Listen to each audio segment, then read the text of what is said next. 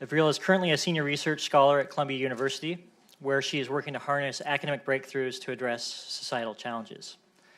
Prior to that, she was Deputy National Security Advisor for President Obama, where she was an active participant in all discussions relating to North Korea.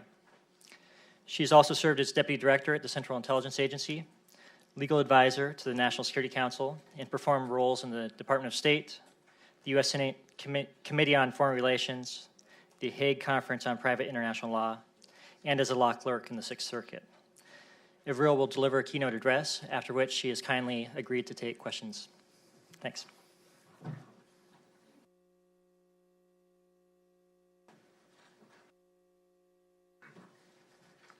So now that you've had some lunch and you're ready to go to sleep, I'm going to try to set the stage. All right.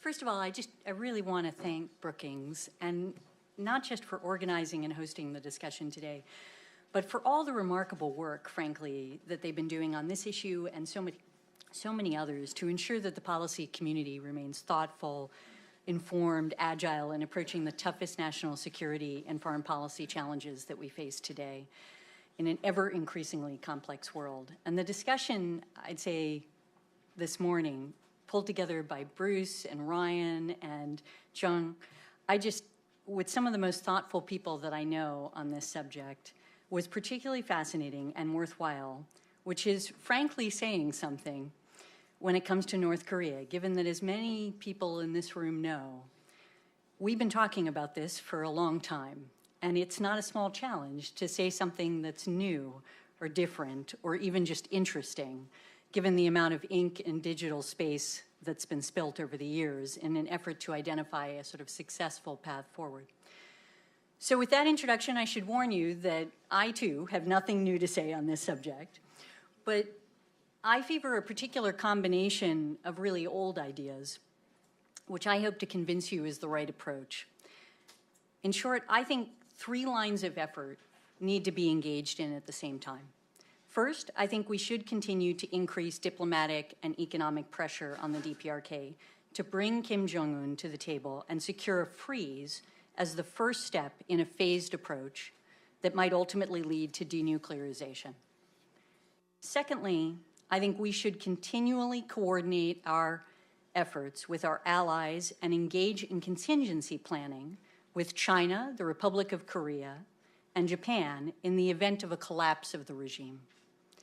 And third, we should engage in activities intended to support the people of North Korea when doing so, that does not significantly detract from the pressure campaign, highlight the human rights abuses of the regime, and get information to the people of North Korea regarding the outside world.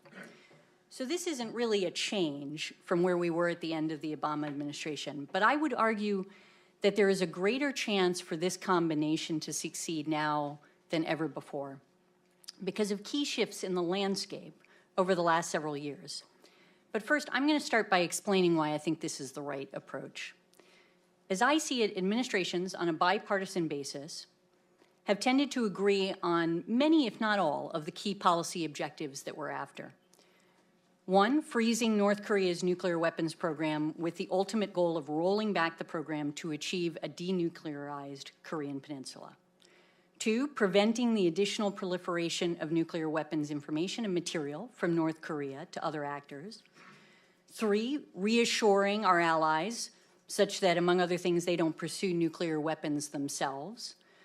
And 4, ensuring that our efforts with respect to North Korea do not weaken other key U.S. policy objectives, including our more general efforts to counter proliferation of nuclear weapons around the world.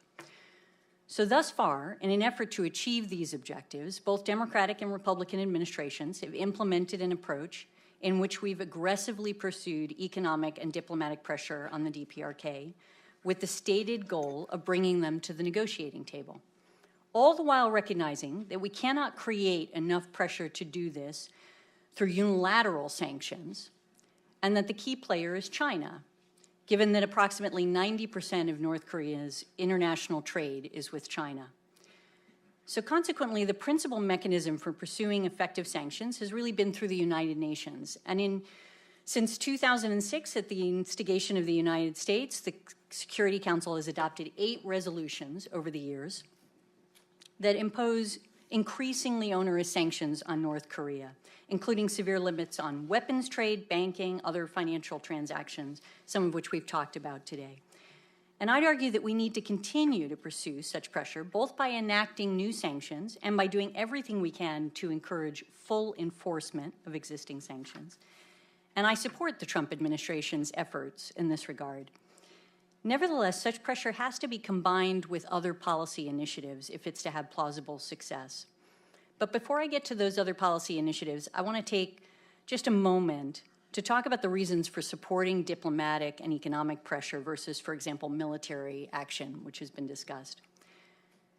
I realize that given the current pitch of concern driven in part by the ratcheting up of the rhetoric, 15 missile tests since President Trump took office, including an ICBM, and a 6th nuclear test, people are questioning whether we can and should continue to exercise the patience necessary for applying pressure.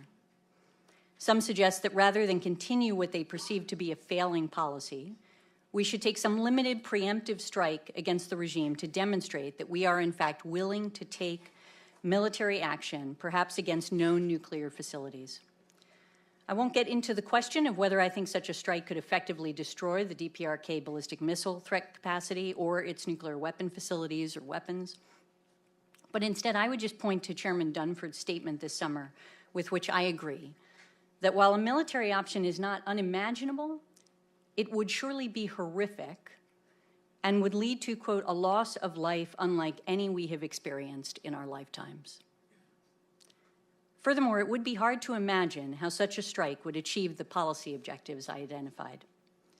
Surely, given everything we know about Kim Jong-un, no one doubts that he would be inclined to respond with force in order to deter us from further action, and to prove that he cannot be pushed around. A non-response would be perceived as weak, might lead to his overthrow, and in the face of such action, he would have even less incentive, if that is possible, to give up his nuclear weapons. Additionally, China would be under substantial pressure to support the North in such a situation, given their mutual defense pact with the North.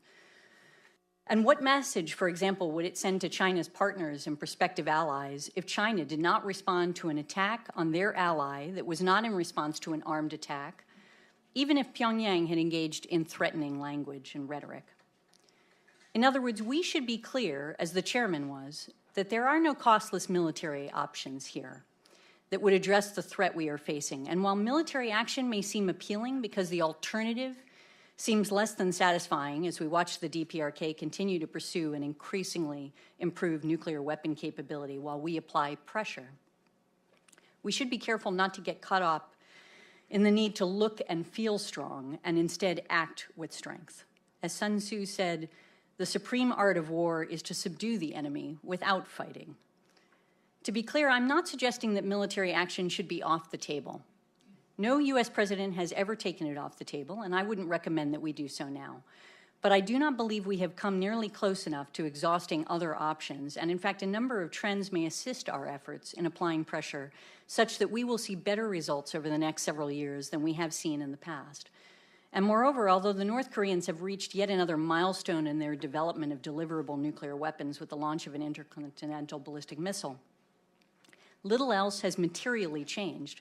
With approximately 30,000 U.S. soldiers on the peninsula with their families, we were before and are now still in a situation in which Pyongyang could attack the United States and its allies, causing a terrible loss of life.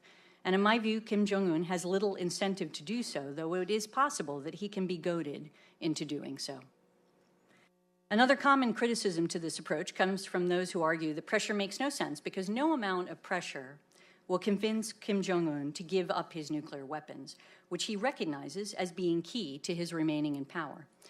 And in fact, I think that is likely true, but as I see it, that is not the only reason to engage in a pressure campaign. Among other things, even if you assume that Kim Jong-un will never come to the table, no matter how dire the circumstances, to negotiate in good faith a full rollback of the DPRK's nuclear weapons program, he may be willing to come to the negotiating table to negotiate a freeze and perhaps over time additional measures such as inspections that would allow for a slowdown of the North's nuclear program, which would be worth it in the short term as we pursue other aspects of a broader policy intended to achieve denuclearization. In fact, the DPRK's foreign minister indicated in 2016 that they would be willing to suspend nuclear tests if the United States stopped conducting its annual military exercises with South Korea, and both China and Russia have stated their support for such an approach. And while I would not agree to a freeze for freeze along these lines, I do agree with the idea that attempting a phased approach to denuclearization that starts with an interim freeze on the DPRK's ballistic missile and nuclear capabilities, in exchange perhaps for certain modifications to the military exercises that do not reduce our readiness when it comes to defending our ally, the Republic of Korea, is worth considering. We should be clear-eyed, however, about how difficult this approach will be. During any such negotiation, the North will argue that we should not continue to apply pressure against them and that sanctions should be suspended during the course of negotiations. Yet, of course, if we pull back too far, there will be little incentive for the DPRK to agree to anything, and instead they will try to find ways to extend the negotiations. In my view, efforts should be made to agree in advance with China on continuing to engage in robust implementation of sanctions during the course of negotiations, if not the addition of new sanctions depending on certain conditions. And doing so will also help convince our allies that such an engagement is not foolhardy. Another challenge to this approach will be that engaging in such a negotiation risks appearing to accept the DPRK as a nuclear weapon state, which would undercut our nonproliferation efforts more generally and potentially incentivize bad behavior. But to mitigate against this concern, we should do what we can to make clear that any initial freeze is part of a phased approach intended, at least from our perspective, to lead to a full denuclearization of the Korean Peninsula. And finally, any adjustments we make our incentives that we offer during the course of the negotiations are likely to be concerning to our allies. And so we would need to convince them of the value of this approach and closely coordinate on our discussions to bring them along with the reassurance that they will know what we are doing at every step of the way. But as I stated earlier, a pressure campaign must be combined with two other lines of effort, one of which is to continually coordinate with our allies and in particular engage in contingency planning with China, Korea, and Japan in the event of a collapse of the regime. I don't think we can rely exclusively on a phased approach to achieve our principal objective, which is to roll back North Korea's nuclear program. And while not impossible, it is highly unlikely that the phased approach will lead to the DPRK willingly giving up its nuclear weapons in the near term. What seems far more likely is that over the next several years, the regime collapses, Kim Jong-un is overthrown, or an ally successfully pursues regime change. And under such circumstances, it is not clear whether anyone that attempts to replace Kim Jong-un will be more likely to engage in good faith negotiations to achieve denuclearization. But particularly in the face of a significant uprising or collapse, we face a number of extraordinary risks for what will need to be prepared. And as the pressure mounts and more information gets into North Korea from the outside as a consequence of technological developments, the more likely we are to see such upheaval. In the event there were to be a collapse, China would likely deploy a military force into North Korea to create, at the very least, a buffer zone in an effort to prevent millions of North Koreans from pouring into China and to avoid having a South Korean military presence on its border. The Republic of Korea would likely ask for our assistance in a move north of the 38th parallel for similar reasons and in an effort to accomplish reunification. The Russians would go on high alert and perhaps take advantage of certain aspects of the situation vis-a-vis the Chinese. And in between, we would have perhaps the worst loose nukes challenge one can imagine, with potentially uncontrolled factions of the DPRK military taking possession of conventional and unconventional weapons to defend themselves against outsiders. And consequently, a key policy initiative that must accompany the pressure campaign intended to lead to a phased approach is intensive contingency planning that ensures we are as prepared as we can be in the event of a regime collapse. Such contingency planning must be done not only with the Republic of Korea, but also with China and, of course, Japan, for everyone should have a clear expectation in the event of the situation deteriorates of what each country's military will do in order to avoid miscalculations and unintended escalation. And strategically, this planning, unlike the effort at the end of World War II that created two Koreas, should be done with the specific intent of reaching an agreement among the United States, the Republic of Korea, Japan, and China regarding an ideal end state that would include a denuclearized peninsula, a unified Korea, and perhaps the removal of, or at least a substantial reduction in U.S. troops from the peninsula. And besides being the responsible thing to do, an effective contingency plan may have a subtle but important impact on China's calculus regarding pressure.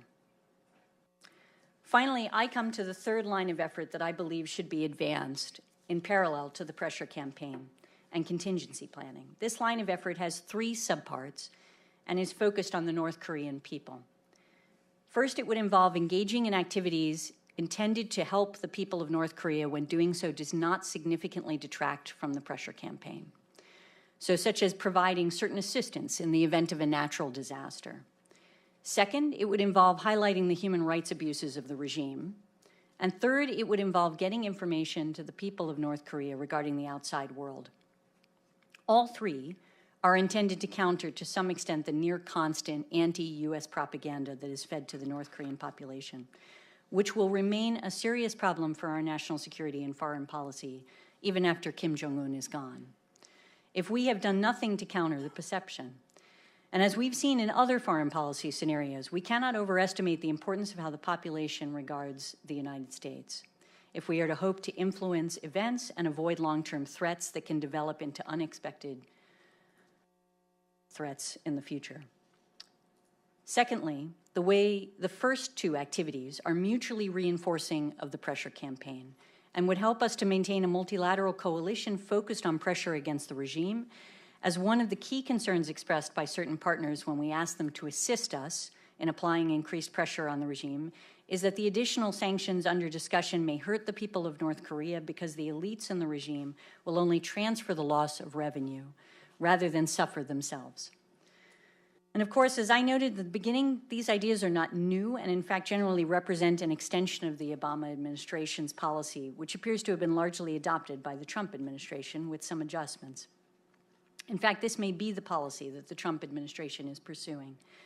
But if so, I would make a few suggestions on the margins that I believe would increase their chances of success. First, I would avoid engaging in rhetorical barbs with Kim Jong-un, particularly if they are not coordinated with our allies and even China. Without a carefully coordinated approach, the allies are likely to be on edge and will feel unsure of U.S. intentions, which may cause them to take uncoordinated action and ultimately not be as useful a partner as we would hope for in solving this extremely difficult challenge. Moreover, historically, the North would like nothing better than to drive a wedge between the United States and the Republic of Korea, and we should not make their job any easier. Furthermore, such barbs, if not coordinated, can provide an excuse for them to avoid cooperation with us on the enforcement of existing sanctions and development of new ones. Additionally, I don't see the value of such rhetoric in pushing Kim Jong-un toward negotiation. The rhetorical barbs seem far more likely to lead to an unintended escalation of the conflict that ultimately puts our troops on the peninsula in danger. Second, I would coordinate with our allies, first and foremost, and then China to the extent feasible.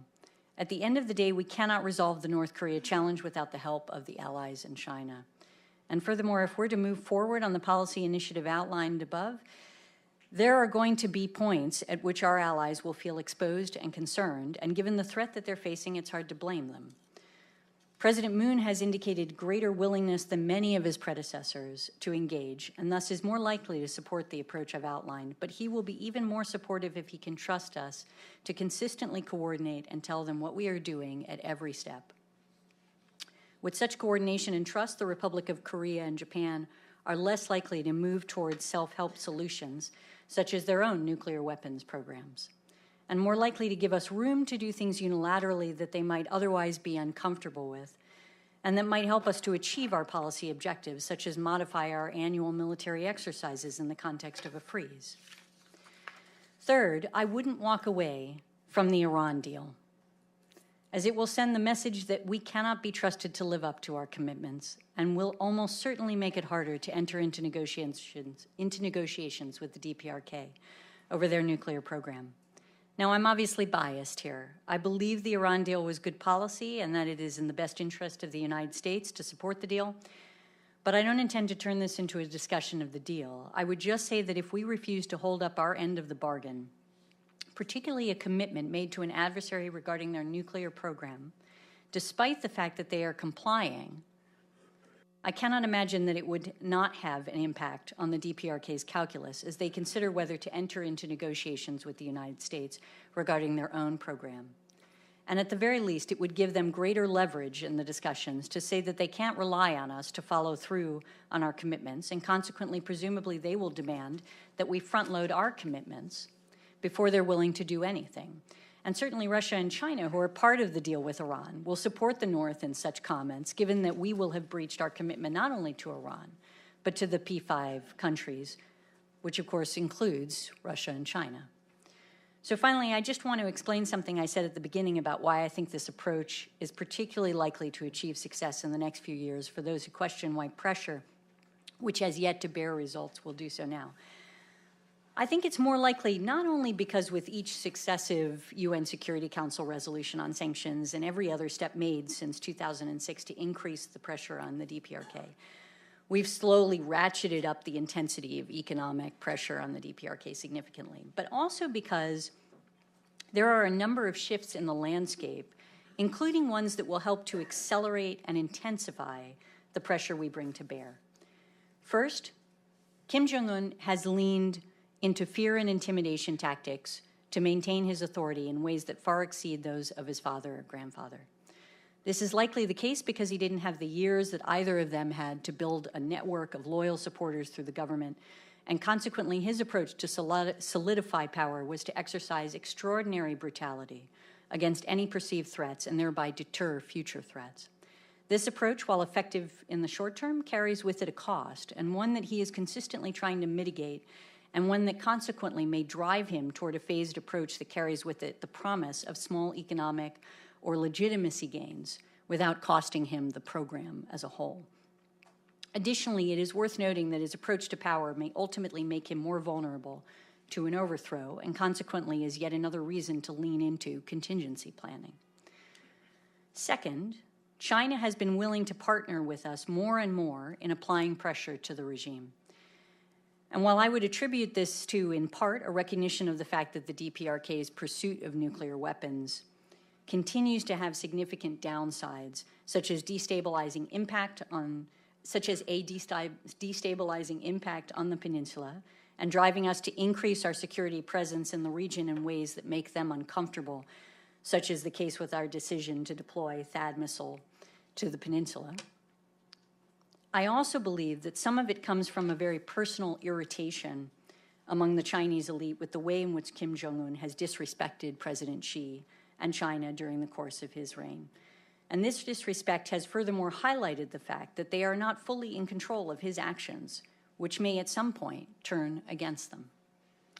Third, advances in technology have made it increasingly difficult for the DPRK to keep its citizens from being exposed to the world outside of the DPRK, which ultimately increases pressure on Kim Jong-un to find ways to strengthen the economy, increase international trade, and gives us greater leverage in pursuing a phased approach, while at the same time making it more likely that eventually the government is overturned. And while with this changing landscape, our diplomacy should have a greater chance for success.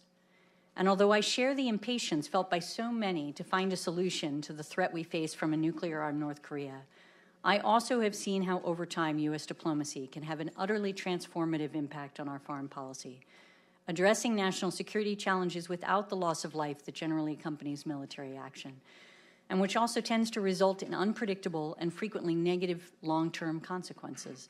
So given the series of bad choices we face, I do think we need to continue to give this approach further time and space to see if we're able to avoid the horror that the chairman spoke of in the context of a military option. Thank you.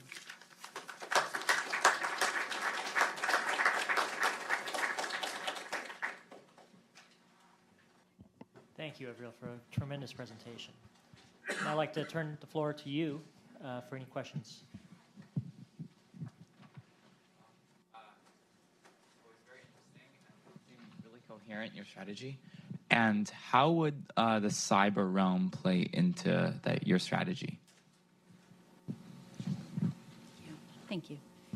How would the cyber realm play in? So let me start by just saying that one of my particular hobby horses has been that we think about cyber sometimes in a stovepipe and not in the context of our broader national security.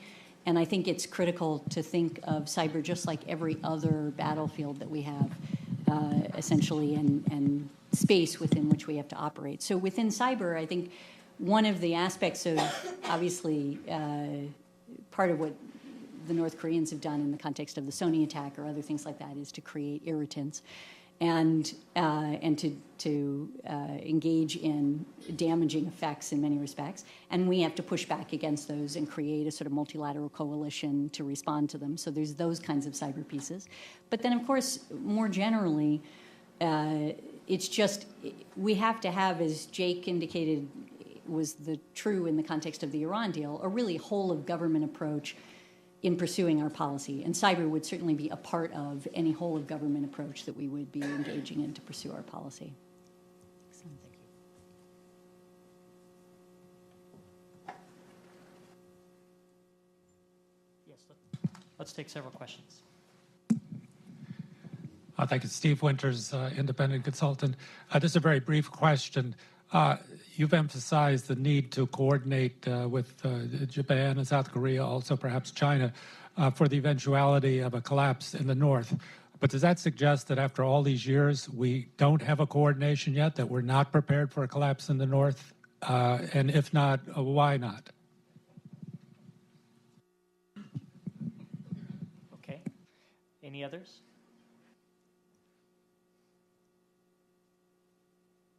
Yes, in the back.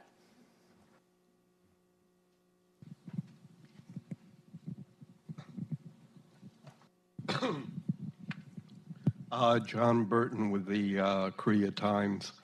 How much do you think that the North Korean leadership and the North Korean people fear absorption by South Korea, and does that contribute to the stability of the Pyongyang regime?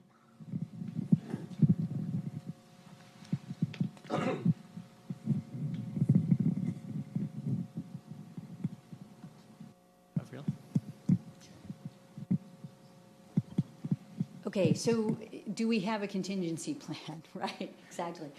Not the one that I spoke of, which is to say that what I'm talking about and suggesting that needs to be done is really developing contingency planning, not just between us and the allies, but also with China in that context. And that's very difficult to do, not the least of which is because it's very hard for China to engage in that kind of contingency planning, given that their ally is North Korea, right? So, but it's critical, in my view, to actually addressing a situation that I think is at least plausible, to occur at some point. And certainly the extraordinary national security implications of a collapse are worth making a strong effort to address it. But and then to the question of how much do I think a fear among the North Korean population of South Korean absorption leads to Pyongyang's power. I mean, I don't know that I'm the best person to answer the question of what is in the mind of North Koreans per se, but my sense is that there are a lot of factors. I wouldn't have named that as being the most important factor. I think there is a sense among, North Koreans, and certainly the leader has indicated such, that the Korean Peninsula should be unified at some point. I think there's an obvious disagreement as to unified under whom. And the North Koreans would say under Kim Jong-un, and obviously the South Koreans would say under President Moon. So I think on both sides there's concern. It's just asymmetric, I suppose, in terms of what the implications of that are. I do think it's more in the sense that there's a fear of invasion of outsiders that is a part of the mentality, and I think it was well expressed by the panel that talked about sort of the bunker mentality that essentially exists within North Korea and the way in which there's a sense that they feel as they are at war, and in fact, as a legal matter, they are, and that is a part of what allows the control to be kept as well. Thank you. Patrick?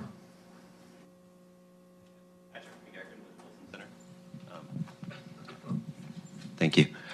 Thank you for this forward-looking speech. I'd like to ask you to look back for just a moment on the Obama administration and the extent to which you can share with us a little bit about some of the U.S. TPRK contacts, as brief as they may have been, with respect to North Korean demands for peace regime or, as you referenced, the freeze per proposal.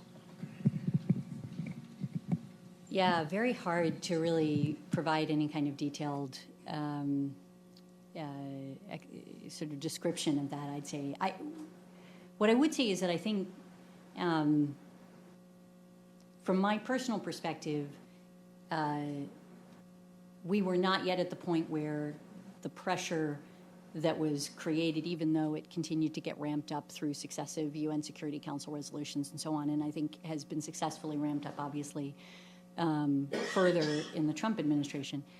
At the point that we left, even, it was insufficient to really provide the leverage that would be necessary for a phased approach. And I think it's more that you could see the trend lines moving in a certain direction, both with the increase in pressure and some of the things that I highlighted at the end of what I had to say, for why it is that I think that those things are going to just continue to actually help us to accelerate pressure in some respects. So I don't think we were there yet. I don't know that we are there at this moment, frankly, either. I think it may take a little bit more time. I just recognize that it's harder and harder to deal with it. But finally, on contacts, I'd say that my own view is that it's extremely useful to have as many channels as you possibly can. And I do support what I understand to be at least Tillerson's understanding that there are several channels. I hope that's the case.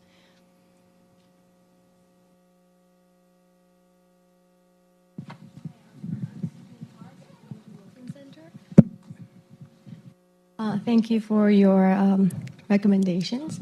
And I just want to ask, since you recently served in the U.S. administration regarding this issue, I guess you wouldn't be able to talk in detail, but you emphasized the importance of coordination with allies.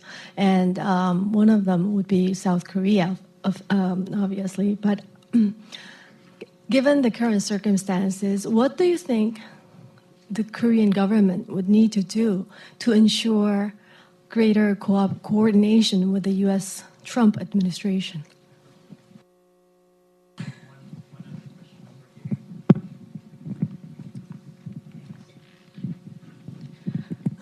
This is Joe. I'm a policy consultant. Thanks for the speech.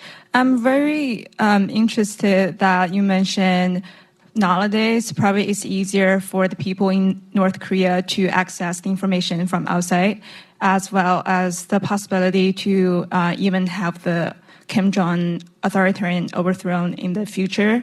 So I want to know a little more details about that. Is there a plan to get the people in North Korea to access more information from the outside, and how would that be handled? Thanks. Does anyone else want to weigh in? Joan?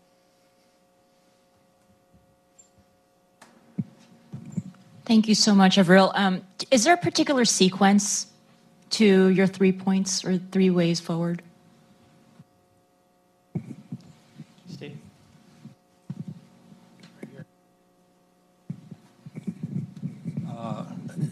Stapleton Roy with the Wilson Center. Could you expand on the concept of a freeze? We have a long history of failed negotiations. We now have a nuclear North Korea. Our negotiating strategy seems to say we need to negotiate something that's urgently necessary, but we take off the table things that might be necessary to get there. I don't see why we should play around with exercises. If it takes us a halt to exercises, a freeze on exercises, Why isn't that a good bargain to get a halt to their missile and nuclear testing program? It seems to me we're sort of repeating the same old errors again. We want to accomplish something, but we aren't prepared to give what might be necessary to get there. I'm just interested in comments. Maybe we'll take one or two final questions. Evan?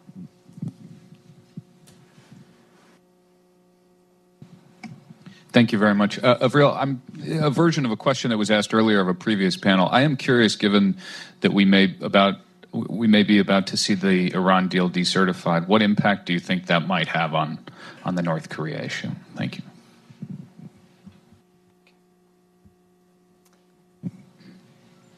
And then for a final question, maybe the lady in the back. Thank you. In regards to a contingency plan, do you see any room for United States-Russia cooperation? Thank you.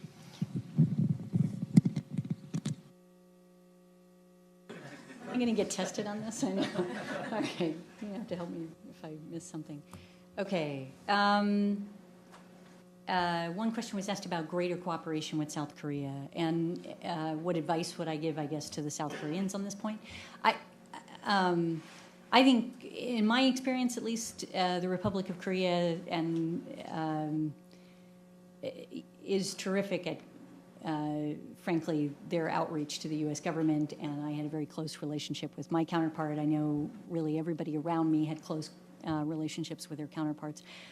I think it's important for both sides, obviously, to do everything they can to coordinate, and so I'm hoping that the Trump administration is doing more coordinating than it sometimes appears. But in any event, I do think it's an absolutely critical aspect of any North Korea policy, frankly, that we have. South Korea is our, extraordinary and longstanding ally in the region, and we're not going to be able to solve this without them. So I'm not sure that that's fully satisfying, but it's the best I think I can do. In terms of information coming in to the DPRK and the fact that I think that may over time, be another pressure point for a possible, revolution of sorts. I think it's clear that there is more information getting in, and I think, frankly, the panel that you heard earlier today for people that have been there are seeing that that's happening. And I'm sure that that's for a variety of reasons, but not the least of which is that technology makes it so much easier now to actually get information into places that otherwise, might have been essentially kept isolated by a government.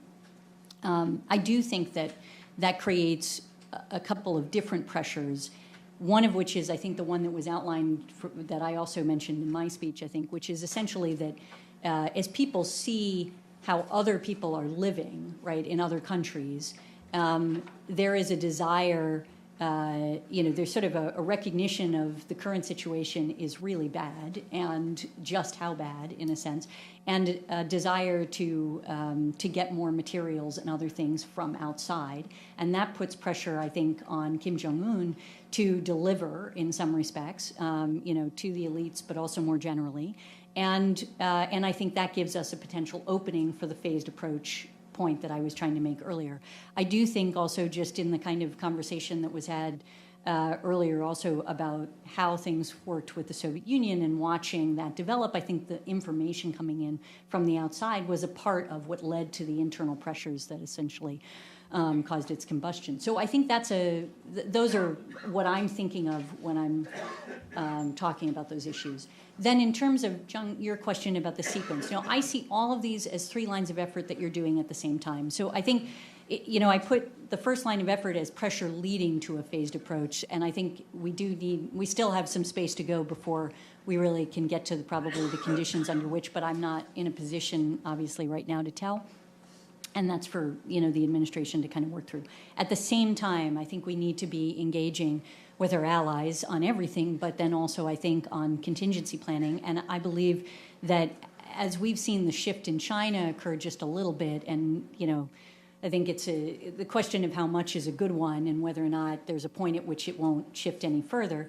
I think you really want to lean into contingency planning to see if they're willing to do it. And then, frankly, as I said, I believe that in some respects, if you were to get to a point where you actually had a contingency plan that China was, part of a discussion on, it may shift their view on the degree of pressure they're willing to put on North Korea, because so much of their concern is an existential crisis of what happens if they destabilize North Korea so much that they end up with millions of refugees on their border and destabilizing of the peninsula, et cetera. So that's at least a piece of it. And then finally, I really think what I believe is sometimes overlooked, but a critical piece of the policy, is focusing on the North Korean people and thinking about how are they perceiving us, what does that look like over the years. I think that's maybe less of a short-term and more of a long-term strategy, but one that I think is critical, and we're going to be facing it at some point.